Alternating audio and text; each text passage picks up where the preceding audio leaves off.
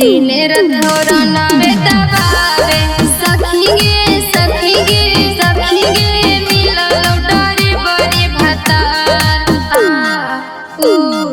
दिन रथौरन में दबावे सखी गे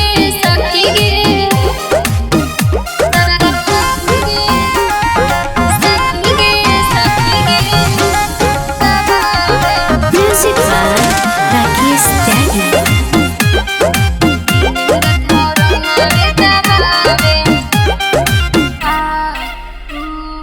नया नया सखी रोज लाबो हो तरीका खिलल चेहरवा के कर दे हो फीका।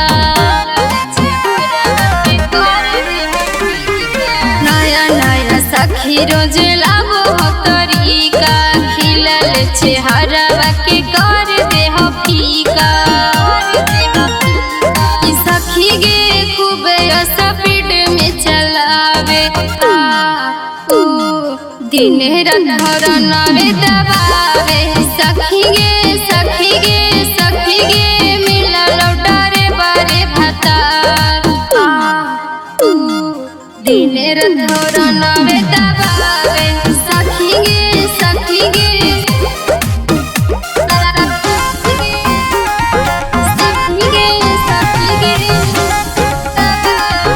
Music by Rakesh Daddy.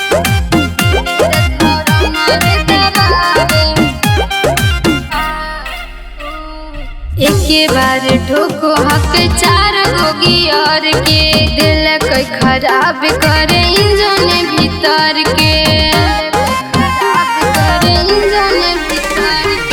एके बार ठोको हक चार गो गियर के दिल कोई खराब करे इंजन भीतर के। सखी गे रतियों में रोज उड़वावे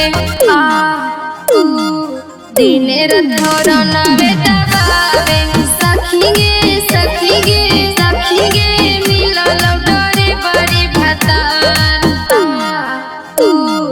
दिन रथौरन में दबावे।